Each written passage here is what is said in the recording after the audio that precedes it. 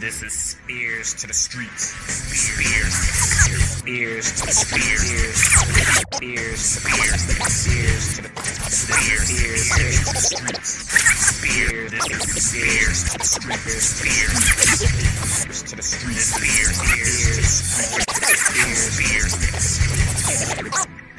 to the streets. This is spEarz to the streets. spEarz to the streets. This is spEarz to the streets. Get down to the beat, or get beat down in the street. This year's Supercard started off with a major downer, as Red Velvet announced that she would be dropping the TV title for a presumed kayfabe injury. Chances are, like the last time she left AEW, she got her heart broken again by her choice Brad, and is now taking some sick days. I'm glad I didn't cop a ticket to ACW's Baja Bash 2, because Velvet didn't even have the same respect for that promotion to let audiences know she wouldn't be showing up for the title match over in Barbados.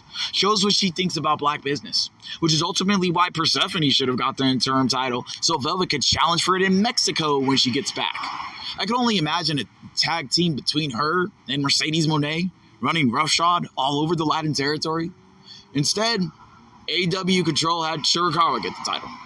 So the mega push has finally amounted to some gold for AEW's favorite Joshi import. Honestly, the most intriguing maneuvers of the competition that night were between the tilt-a-whirl spot Sakazaki had and the dual locks Shirakawa had synced in. Shirakawa's leg locks are a sight to behold, but her goofy demeanor still doesn't get over on my side of the AEW audience. This is one of the main reasons why when I saw the Kabuki Warriors live later that weekend, I was screaming for Asuka, but silent for Sane, as I was with Io Sky. I still remember the pirate gimmick for the former, and for the latter, I remember when she was an unstoppable heel during her NXT days.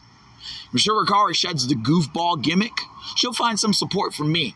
Until then, AEW finally found an excuse to give their darling a belt, and the worst thing about that is Red Velvet gave it to them, and will probably never get it back. Some women allow their personal lives to interfere with their job. One woman who doesn't is Athena Palmer. Week after week, it was her and Thunder Rosa in house show challenges for that gauntlet match. An incredibly weak way to build a feud between the two, which was at the end unsuccessful. There was nothing personal in this match. Everything was technical. The obligatory test of strength turned into who could do more damage to the other's neck and back. Athena's backbreakers were far more superior and innovative than Rosa's, as well as her choke slams that put Rosa on her back off the ramp, off the barricade, and on the edge of the mat. The only move that Rosa actually put her own flavor on was when she stopped Athena's only O-face attempt with an arm drag she held while putting herself in a tree of woe position on the turnbuckle. Other than that, her moves were either too polished or too sloppy. Like when she slipped from jumping off the top of that stomp on Athena that was quickly turned into a pin attempt.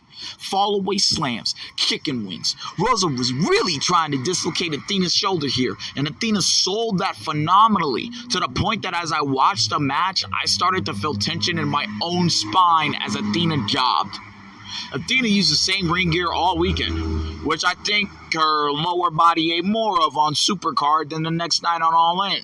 Appreciated fan service, while Rosa barely had a two-piece on and the next night threw on a leotard. If you're going to show up dressed like Natalia with medical tape, I have to say it might be time to consider retirement, not another title run.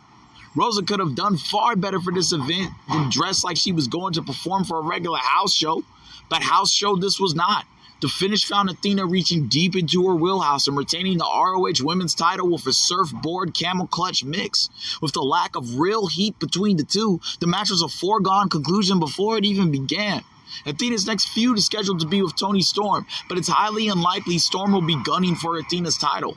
So, as much as most wrestling heads want to rib Moné for her belt collector run, Athena has been protected in AEW before Moné even got here, and that can be seen clearly in this match as Athena extends her ROH women's title reign. I didn't want Thunder Rosa to pick up the belt, but at this rate, Athena dropping the belt will be the only way she lets go of the gold. But she's no Red Velvet, so I can't even see that vacate date down the horizon. All I know is that Mina is too goofy to be champion, and Athena lacks chemistry with Rosa. How AEW didn't see any of that leading up to this PLE, I have no idea. That was this year's Supercard. I'm glad I went to Georgia for the weekend. This is Spears to the streets. Spears to the streets. Spears to the streets.